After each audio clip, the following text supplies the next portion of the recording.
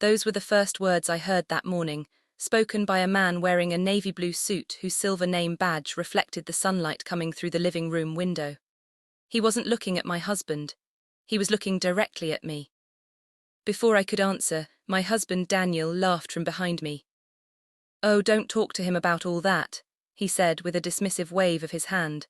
It would be a huge achievement if he could just manage to sign his own name. The room filled with polite laughter. Not loud laughter. The kind that hurts even more because people try to hide it behind smiles. I stood there holding a tray with 6 coffee cups, pretending that I had suddenly become fascinated by the tiny crack running across one of the saucers. I smiled. It wasn't because the joke was funny. It was because I had learned that sometimes smiling is the cheapest way to keep your dignity when everyone expects you to break. I placed the cups on the table one by one without spilling a single drop. The man in the navy suit didn't laugh. Instead, he kept watching me with an expression I couldn't understand. Daniel noticed it. "Oh, don't mind him," my husband continued. "He's a simple man, honest, hardworking, but books and business were never really his thing." Another chuckle. Another knife. I nodded as though I agreed. Then I quietly walked back toward the kitchen, folded the dish towel in half, and looked at the calendar hanging beside the refrigerator. Only 3 days remained. 3 days until a certain envelope would finally arrive. A very unusual will. But this story doesn't start there. My name is Michael Carter. I am 43 years old. For nearly 21 years, my family believed I was the least intelligent person in every room I entered. The strange thing is, I helped create that illusion. Welcome back to Revenge Cold Stories. Drop your first name and your city in the comments and subscribe before we go any further. I grew up in a town with fewer than 18,000 residents, where everyone knew everyone else's grandparents. My father repaired farm equipment. My mother worked the evening shift at the public library for almost 27 years. We never had much money, but we always had books. Our house contained only 2 bedrooms, 1 bathroom and furniture that had already belonged to another family before my parents bought it second-hand. Still, every wall seemed lined with shelves. History, engineering, literature, old encyclopedias missing random volumes. Even books in languages nobody in the family could speak. When I was 8 years old, my mother gave me a notebook. "It doesn't matter whether anyone reads what you learn," she said. "It matters that you never stop learning." I filled that notebook in 6 months. Then another. Then another. By 15, I had repaired old radios for neighbors.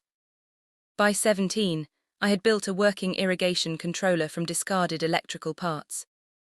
By 19, I had earned a technical scholarship. And then, life changed.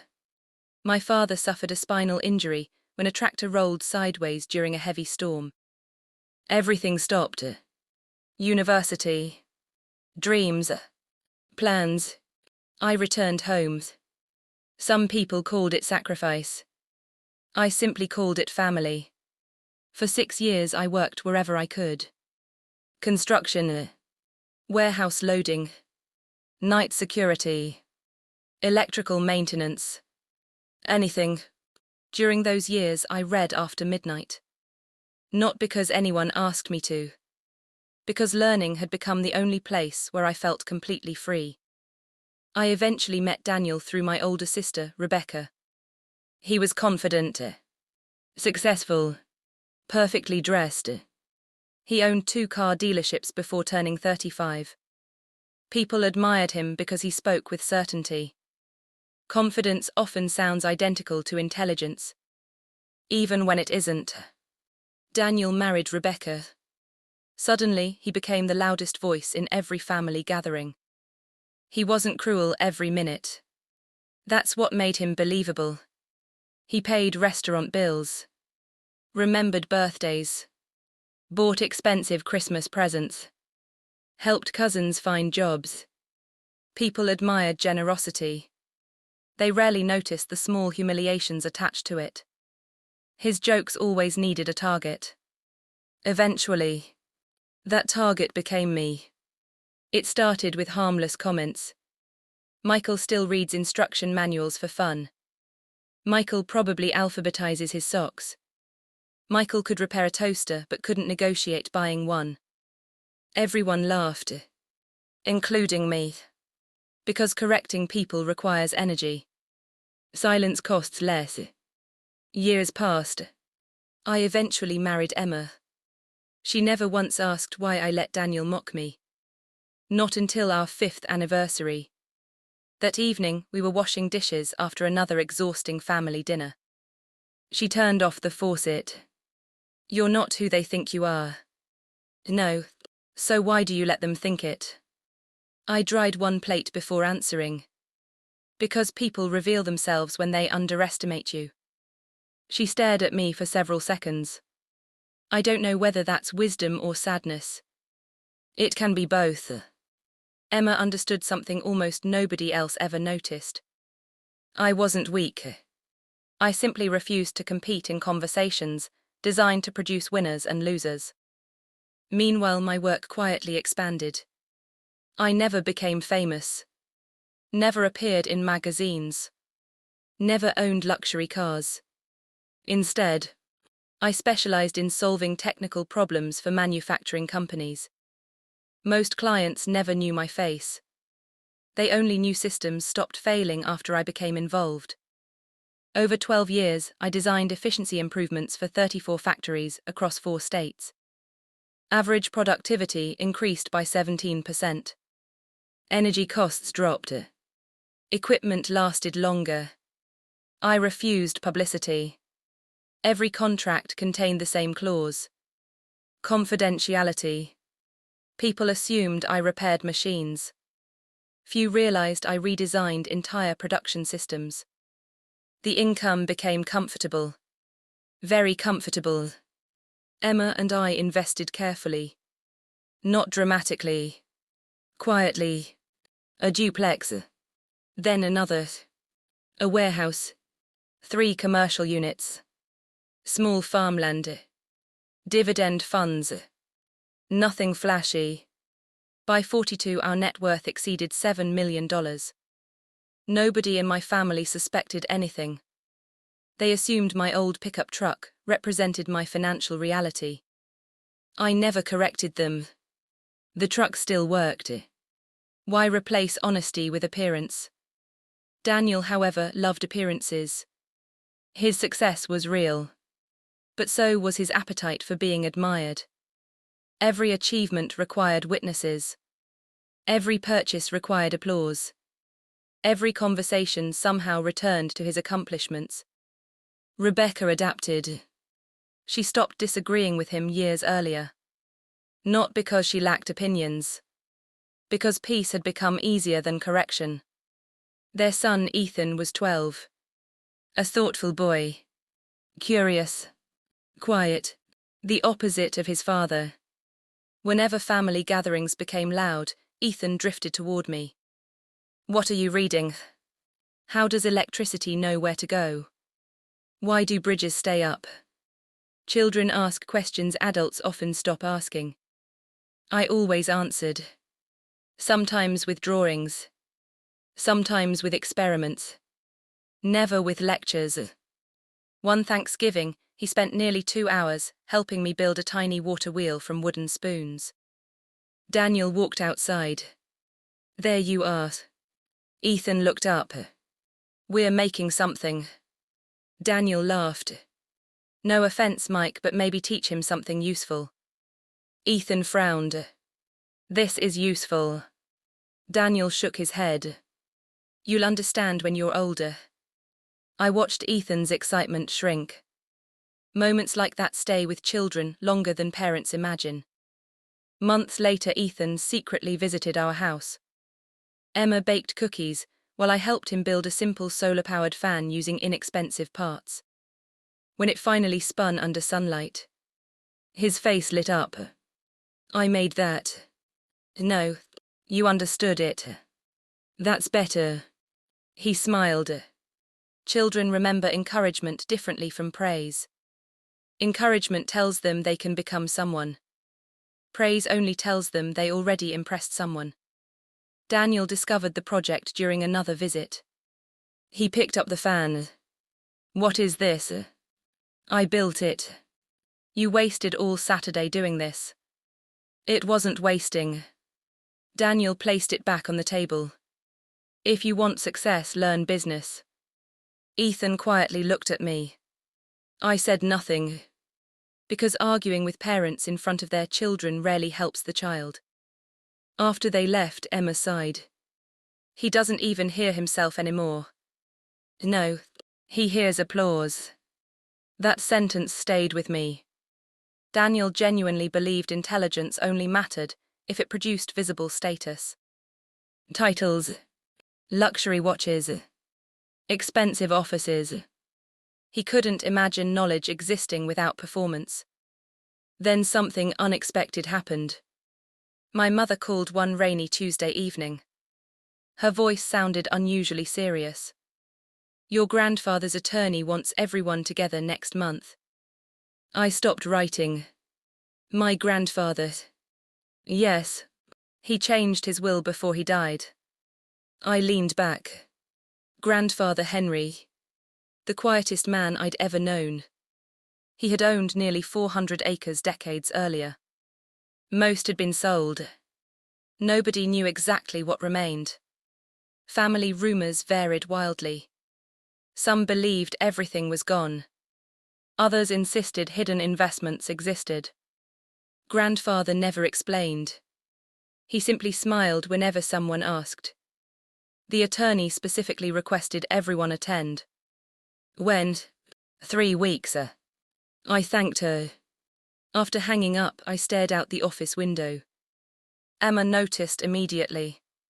"What happened?" "My grandfather's will." She smiled slightly. "This should be interesting." "I think so." "You knew him better than anyone." I listened more than anyone. Grandfather Henry had taught me something when I was 14. We were repairing an old fence together. He suddenly stopped hammering. "Michael." "Yes." "Never confuse the loudest person with the wisest." I waited. The loudest person spends energy proving value. The wisest spends energy creating it. At 14, I only half understood. At 43. Those words explained nearly every family gathering I'd ever attended. As the date approached, messages flooded the family group chat. Rebecca wondered whether the farm would finally be sold. 2 cousins argued over antique furniture that technically belonged to nobody yet. Daniel jokingly suggested someone should reserve enough room for his future inheritance. Everyone reacted with laughing emojis. I didn't. Instead, I remembered something almost forgotten. About 6 months before grandfather died, he had asked me to help organize several locked wooden boxes stored inside the attic of his old farmhouse. We spent nearly 8 hours sorting faded documents, journals, maps, and handwritten letters. Near sunset, he handed me a thick sealed envelope. "Don't open this." "I won't. One day someone else will tell you when." "All right." Then he smiled in that mysterious way only he could. "Some people inherit money." He tapped the envelope gently. "Others inherit responsibility." At the time, I assumed he was speaking metaphorically. Now, for the first time, I wasn't so sure. 3 days before the family gathering, my phone rang at exactly 6:12 in the morning. The caller ID displayed a name I hadn't seen in months. Harold Benson, Grandfather Henry's attorney. I answered immediately. "Good morning, Mr. Benson." "Good morning, Michaels." His voice carried the same calm professionalism I remembered from childhood. He never rushed a sentence. "I hope I didn't wake you." "I've been awake since 5. "I expected as much." A brief silence followed. "There is something your grandfather instructed me to ask." "I'm listening." "Do you still have the sealed envelope?" "Yes. It has remained unopened." "It has." Excellent. Another pause.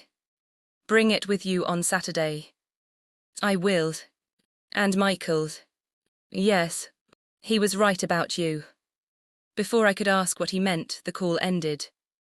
I sat in the kitchen staring at the silent phone.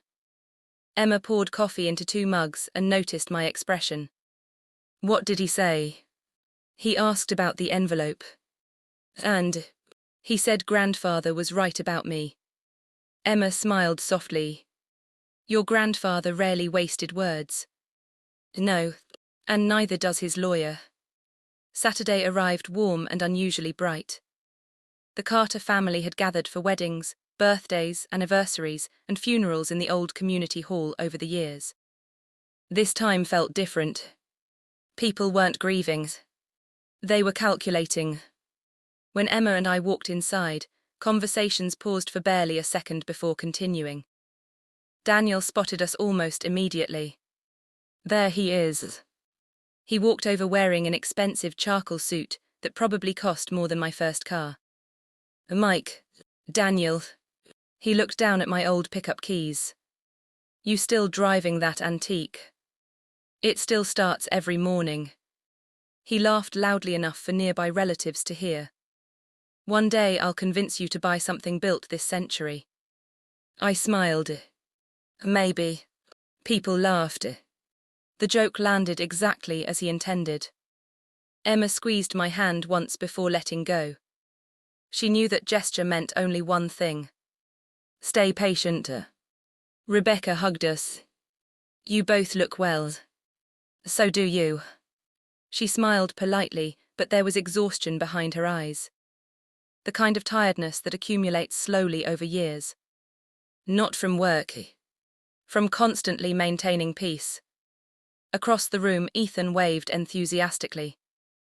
Uncle Mike. He hurried over carrying a backpack. I brought something. What is it? My science project. You brought it here. I wanted to show you before anyone else. He carefully removed a small wooden bridge from the bag. It wasn't perfect. One side leaned slightly. Several glue marks remained visible. But the structure stood firmly. I tested it. Really. It held 38 pounds. I examined the joints. You changed the support angles. He nodded proudly. It works better. It does. Daniel walked over just in time to hear the last sentence. What are we looking at? My bridge. Daniel glanced at it for less than 2 seconds. That's nice. Then he looked at Ethan. But remember.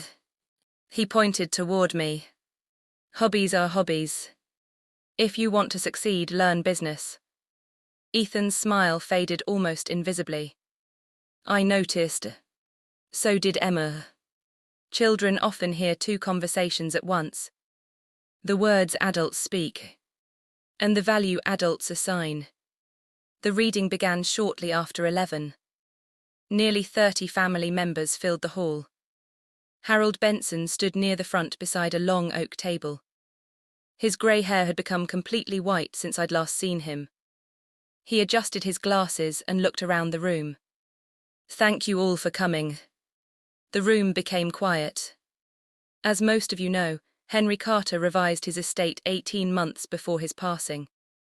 Several people exchanged interested glances. The document you are about to hear represents his final legal wishes.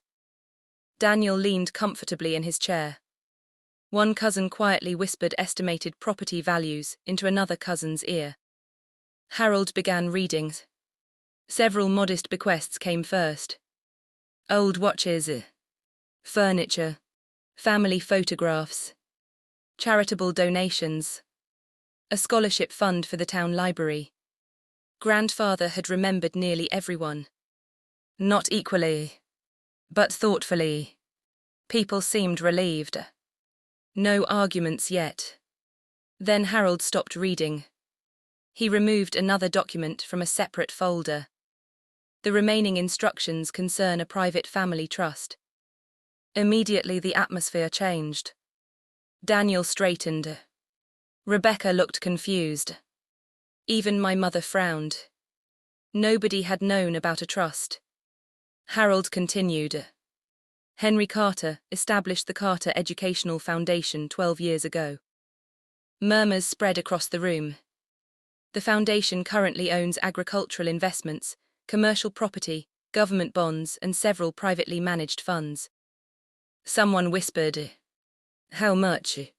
Harold answered without looking up. The current audited value exceeds $28 million. The room froze. Even breathing seemed louder. Daniel slowly smiled. I recognized that smile. It appeared whenever he believed victory had already arrived. Harold continued reading. The trustee shall be selected according to instructions contained within Appendix 4. He looked directly toward me. Michael. Every head turned. Would you please come forward? Daniel actually laughed. Looks like Grandpa finally needs someone to sign paperwork. Several relatives smiled awkwardly. Others looked embarrassed. I walked to the front carrying the worn leather satchel Emma had reminded me not to forget. Harold looked at me. Did you bring it? Yes. I placed the sealed envelope on the table. For the first time. Daniel stopped smiling. Harold carefully examined the wax seal. Still intact. He nodded once. Excellent. Then he addressed everyone. 6 months before his death, Henry Carter deposited this sealed instruction with Michael Carter. Gasps echoed softly across the room. He specifically instructed that only today could it be opened. Harold handed me a small letter opener. You may proceed. The room became absolutely silent. I carefully broke the seal. Inside were several folded pages written entirely in my grandfather's unmistakable handwriting, along with one small brass key. Harold accepted the papers. He read slowly. If you are hearing these words, then my family has gathered exactly as I hoped. No one moved. Some of you believe inheritance rewards affection. Others believe it rewards blood. Neither is true. Inheritance rewards responsibility. Harold paused before continuing. For 29 years, I quietly observed every member of this family. Daniel shifted uncomfortably. Some measured success by applause. Others measured it by possessions. Only one consistently measured it by usefulness. Harold looked toward me. Michael never asked me for land. Never asked for money. Never asked for advantage. He repaired my roofs. He balanced my accounts when arthritis prevented me from writing. He modernized the irrigation system. He catalogued every historical record I owned. Most importantly, Harold's voice softened. He listened. Nobody said a word. Not even Daniel. The Carter Educational Foundation shall therefore be administered by Michael Carter alone. A wave of stunned whispers swept across the hall. No member of the family may remove him, except by unanimous vote of the independent advisory board already established. People looked at one another. Independent board. Harold smiled faintly. There is one. He opened another folder. It has existed for 12 years. Daniel's eyebrows rose. 12 years. Harold nodded. Your grandfather believed family emotions should never control educational decisions. The lawyer continued reading. The foundation's purpose is simple. Find children whom society underestimates. Pay for their education. Judge them by character rather than appearance. I felt my throat tighten. Then came the sentence that changed everything. Michael understands this mission because he spent most of his life being underestimated himself. A silence settled over the room, unlike anything I had ever experienced. It wasn't the silence after a joke failed. It wasn't the silence after an argument. It was the silence that comes when dozens of people suddenly realize they have misunderstood someone for years. No one looked at me. At first, they looked at Daniel, then at Harold, then back at me again, trying to reconcile the quiet man they thought they knew with the man my grandfather had just described. Daniel cleared his throat. There has to be more. Harold nodded. There is. He lifted another handwritten page. Some members of my family may wonder why Michael received responsibility instead of equal division. The answer is simple. Money disappears quickly in the hands of people who believe it exists to prove their importance. Knowledge multiplies when placed in the hands of people who believe it exists to serve others. No one moved. Even the children had stopped whispering. Harold folded the page carefully before looking toward me. Michael, your grandfather also left a private letter addressed only to you. He handed me a smaller envelope. My hands trembled slightly as I opened it. The handwriting was steadier than I expected. Michael, if this day ever arrives, people will think I rewarded you for loyalty. They will be wrong. I rewarded you because you never performed kindness for an audience. Remember the broken fence when you were 14. You asked why I always repaired the side no one could see from the road. I told you something. Character is what we repair when nobody is watching. I believe you understood. Don't let this money change you. Let it change someone else's future. That will be enough. I folded the letter slowly. For a moment I couldn't speak. Emma, sitting near the back, wiped a quiet tear from the corner of her eye. She knew exactly why. Because my grandfather had remembered a conversation from almost 30 years earlier. Daniel finally stood. I'm sorry. Every face turned toward him. I'm trying to understand. His voice remained controlled. Are you saying Michael now controls a $28 million foundation? Harold answered calmly. No. Daniel looked relieved for half a second. Then Harold finished. He controls the foundation's assets, investment policy, scholarship approvals, board recommendations, and long-term educational strategy. The relief vanished. Several cousins stared at me as though they had never actually seen me before. One whispered, "Since when?" Another replied, "I don't know." Daniel forced a smile. Well, he laughed once. I suppose that's unexpected.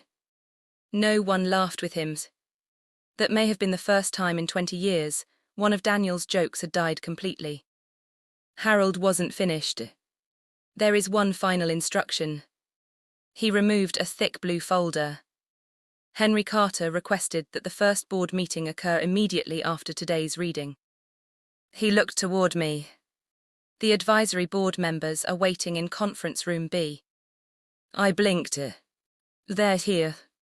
They arrived an hour ago. A door opened at the far end of the hall. 5 people entered. A retired university president. A pediatric surgeon. A manufacturing executive. A federal judge. A non-profit education director. I recognized only one of them. Dr. Amelia Ross. Nearly 9 years earlier, I had helped redesign energy systems for her university's engineering laboratories. She smiled warmly. Good to see you again, Michael. Daniel's eyes widened. You know them? Dr. Ross looked surprised. Of course. She turned toward Harold. Hasn't everyone known? Harold simply shook his head. No. Dr. Ross looked genuinely confused. I've worked with Michael on educational outreach projects for years. The room became even quieter. The manufacturing executive stepped forward. And our company still uses 3 optimization systems he designed. Another board member added. The scholarship selection model currently used by our foundation was originally his idea. I noticed Daniel staring at me. Not angrily. Not yet. More like someone trying to solve a puzzle that suddenly had entirely different pieces. The meeting paused for lunch. People who normally clustered around Daniel now drifted uncertainly through the room. Several cousins approached me awkwardly. I didn't know. You never mentioned. Congratulations. I thanked each of them politely. Nothing more. Because explanations given after success often sound like boasting. Rebecca approached quietly while everyone else gathered near the buffet tables. I owe you an apology. You don't owe me anything. I laughed. I met her eyes. Sometimes. Too many times. She looked toward Daniel. I should have stopped him. You were trying to keep peace. I told myself that. She smiled sadly. But keeping peace and avoiding discomfort aren't always the same thing. No, they aren't. For several seconds, neither of us spoke. Then she surprised me. Mom used to tell people you were the smartest child in the family. I frowned. What? When you left college to help Dad? Rebecca looked down. She stopped saying it because she thought it would make you feel worse. I laughed softly. She never told me. She thought protecting your pride meant pretending your dreams hadn't mattered. Families often love imperfectly. Not because love is absent. Because fear keeps translating it into the wrong language. Across the room, Ethan sat alone studying his bridge. I walked over. Still holding together. He nodded. I think I can make it stronger. I think you can too. He hesitated. Uncle Mike. Yes. My dad says business matters more than science. What do you think? He looked at the bridge. I like building things. Then keep building. What if people laugh? I smiled. They usually laugh before they understand. He thought about that. Did people laugh at you? For a long time. What did you do? I kept learning.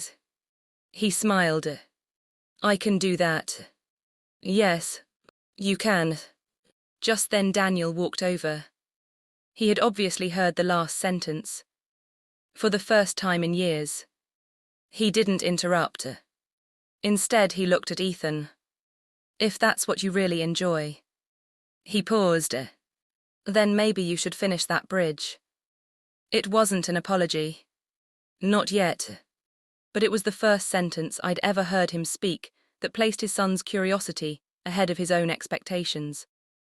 Sometimes people don't change all at once. Sometimes they simply stop pushing in the wrong direction.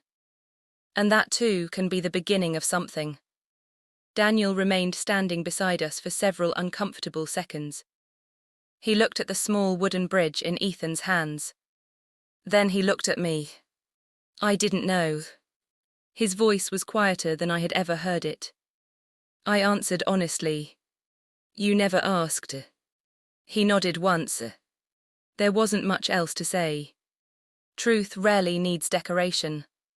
The board meeting began precisely at 2:00 p.m. Conference room B wasn't impressive. A rectangular oak table. 8 leather chairs.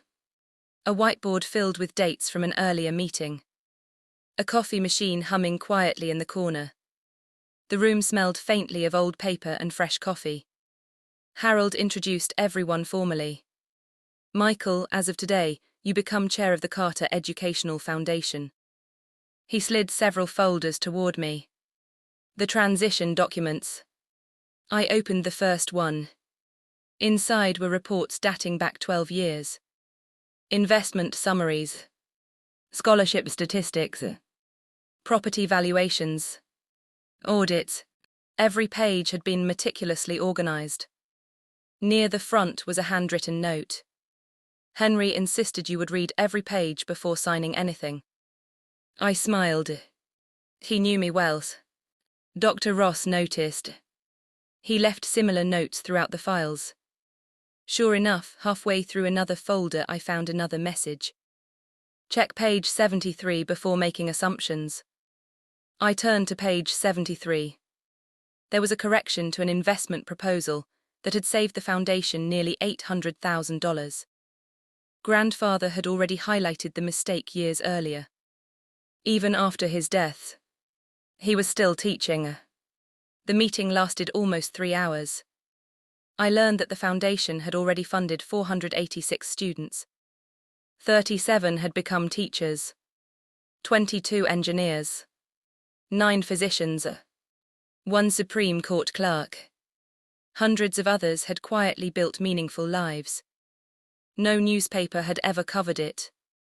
No buildings carried the Carter name. That had been intentional. Grandfather believed anonymous generosity lasted longer than public recognition. At the end of the meeting, Harold placed one final folder before me. This concerns future scholarship criteria. I opened it. Across the top of the page, my grandfather had written only one sentence. Never confuse polished confidence with hidden potential. I looked up. I won't. Outside, the afternoon sun had begun to soften. Family members were preparing to leave. Cars started one after another across the parking lot. Emma stood beside my old pickup waiting patiently. The same pickup Daniel had mocked only hours earlier. As I approached, someone called my name. Michael. It was my mother. She held an old photograph. I found this in Dad's Bible. She handed it to me. It showed my grandfather and me repairing that broken fence nearly 30 years earlier. I couldn't remember anyone taking the picture. On the back, in faded blue ink, Grandfather had written, "The boy who fixes what others don't notice." I swallowed hard. My mother touched my arm gently. "He was proud of you." "I know. I wish I'd said that more often." I smiled. "You just did." Sometimes healing begins with a sentence spoken 20 years too late. It still matters. Over the following weeks, my life changed. Not dramatically. Quietly. Just the way most real changes happen. Monday mornings became board meetings instead of consulting calls. Tuesday afternoons were spent reviewing scholarship applications. Wednesday evenings often ended with visits to schools in small towns that most people drove past without noticing. I met children who reminded me of myself. One girl had built a weather station from discarded bicycle parts. A boy repaired neighbors' computers using components rescued from recycling bins. Another student taught himself advanced mathematics using library books 20 years older than he was. None of them believed they were extraordinary. Neither had I.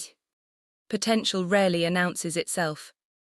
It simply keeps working while nobody is watching.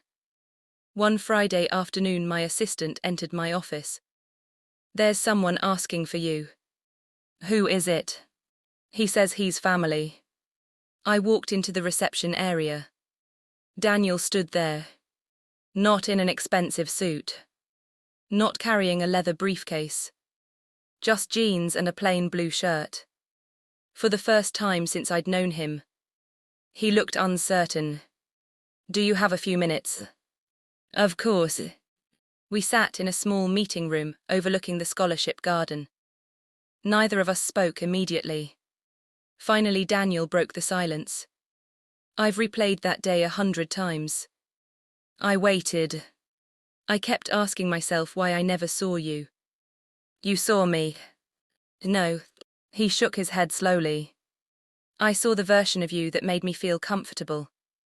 That sentence surprised me. I thought success meant being the smartest person in every room. He smiled bitterly. So I kept making sure someone else looked smaller. The room fell quiet. "I owe you an apology." "You don't owe me one because of the money." "I know. I owe you one because Ethan has been listening to me for years." His voice cracked slightly. "And I think I taught him the wrong things." I leaned back. "It's never too late to teach him something better." "I hope not." "It isn't." Daniel stared through the window towards several scholarship students walking across the courtyard. "I've been asking Ethan about his bridge." "And?" He's building another one. I smiled. Good. He asked if I'd help. Will you? Daniel laughed softly. I don't know anything about bridges. You don't have to. What do I do? Hold the pieces while he builds. He looked at me for several seconds. Then he nodded. I think I can do that. 6 months later, the Carter Educational Foundation held its annual scholarship ceremony. Unlike most events of that kind, there were no giant banners. No dramatic music. No oversized checks for photographs. Just students, families, teachers, and hope. As I finished welcoming everyone, I noticed Ethan standing near the back carrying another model bridge. This one was almost twice the size of the first. Daniel stood beside him. Not in front of him. Beside him. They were discussing load distribution. Daniel stumbled through the engineering terms. Ethan laughed, then explained them patiently. Watching his son teach him didn't seem to embarrass Daniel. It made him proud. That was a different kind of success. One that couldn't be measured by applause. After the ceremony, Ethan ran over. Uncle Mike. Yes. It held 92 pounds. The bridge. He grinned. No. My newest one. 92.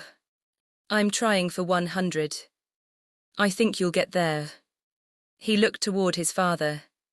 We're building another next weekend. Daniel smiled. We already bought more wood.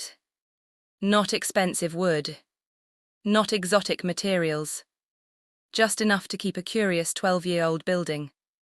Sometimes the greatest inheritance isn't money. It's permission to become yourself.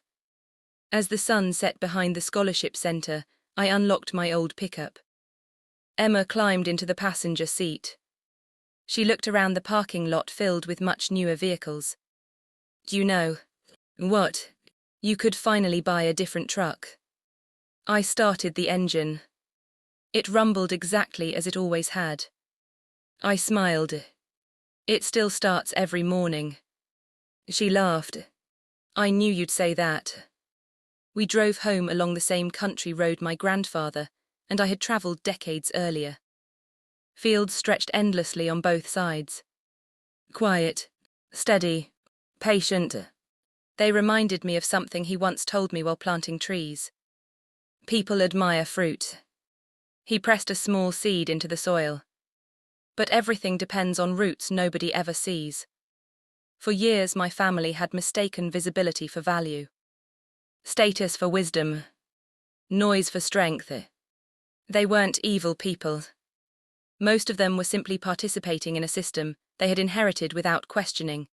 A system that rewarded confidence more quickly than character, appearance more quickly than substance, and recognition more quickly than quiet service. That single day in the lawyer's office didn't destroy that system. It simply revealed it. And once something is revealed clearly enough, people can choose differently. I still believe the greatest victories are usually the quietest ones. Not because they silence everyone else, but because they finally allow the truth to speak for itself. Tell me in the comments, have you ever been underestimated by someone close to you, and how did you respond? Subscribe and I'll see you in the next one.